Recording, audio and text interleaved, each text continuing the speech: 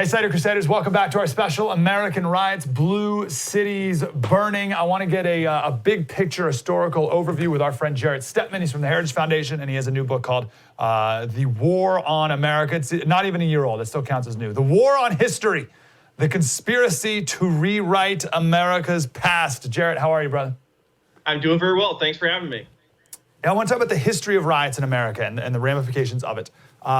So let's go back to, really the beginning of America. I remember there was a couple weeks ago, some riot or protest or whatever said, this is our Boston Tea Party, and we're in the spirit of the Boston Tea Party.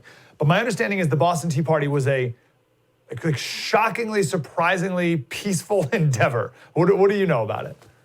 Yeah, that's what's really amazing about this, the comparisons. The Boston Tea Partiers didn't go through Boston looting their businesses of those who lived in Massachusetts or Boston. They had a very direct target, which was tea brought from England that couldn't be sold in Massachusetts. They very specifically targeted the tea that was a cause for all the concern over the taxes and the tariffs and whatnot. And they threw it in the harbor. They were very scrupulous about what exactly they did to the ships. I think we spoke before about how they broke the lock to get the tea, and they eventually replaced that to show that they were actually doing this in good faith, that they weren't trying to destroy private property. That was really what the Boston Tea Party was about. It was not just simply a mob going to break things, to smash things because they were angry. They had a very specific target, and they were very careful about how they showed that to the world. This was not just a disorderly mob, that this was a very specific protest to what they saw as unjust acts. And I think that's what makes it very different than what you see today, which is looting of businesses, the smashing of windows, the destruction really of property of your neighbors, of people who live in the community. I think it's a very different thing than what the Boston Tea Party was about. Yeah, they would say, though, that this is a specific act. It's against capitalism, or it's against property. It's against white people and white supremacy. So they would say, but obviously that's not true. What historical precedent do you see going on? What's going on today?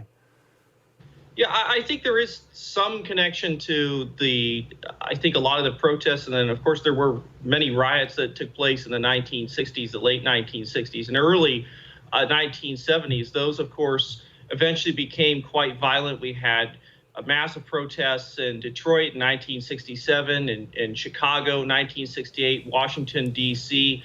Many of these actually became incredibly destructive, where large parts of the city, especially Washington, D.C., burned to the ground, especially after the assassination of Martin Luther King Jr. There was a lot of destruction. Of course, the National Guard was brought out to quell the violence in Chicago and Washington, D.C.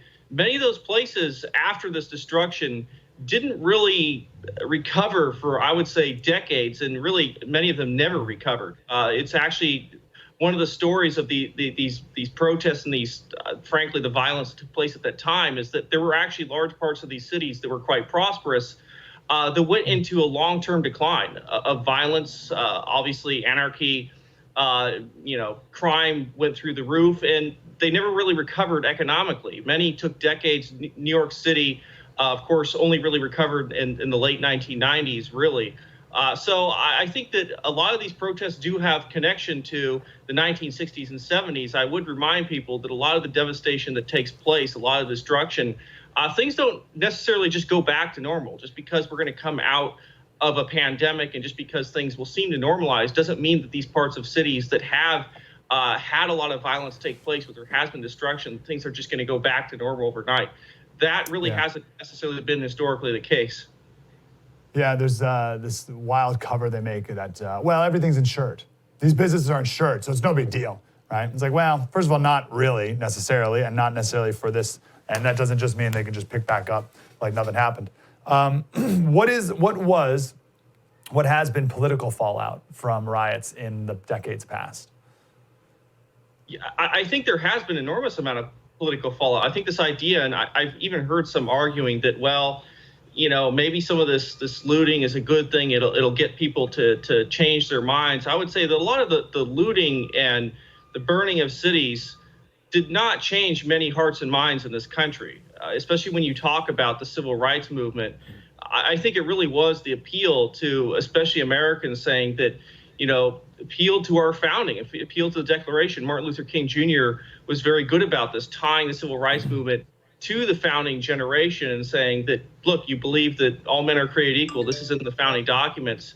Americans should change. What I don't think did convince a lot of people to embrace the cause was the destruction and violence across America. If anything, I think it created quite a reaction to this. I think when Americans, even those who are not particularly political, see their local communities burning, see a lot of destruction around them, and it looks like leaders aren't doing anything to quell that, I think there is a backlash. There was a backlash in the late 1960s.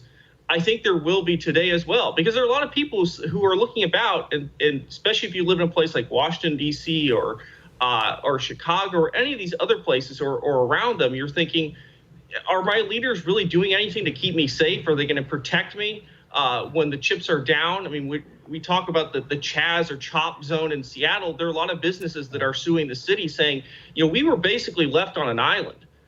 You didn't help us, and a lot of those businesses, they're going to leave. A lot of the local residents are going to see this destruction and say, that's not really producing anything good. That's just making this place dangerous. And, we've seen crime now shoot up in cities across the country. Washington, D.C. has been hit by a rash of crime and murders. People don't like to live where it's dangerous or it looks like it's going to be into anarchy. I think a lot of people are simply going to move out of those places they think, look, if you just look about, appear to be crumbling.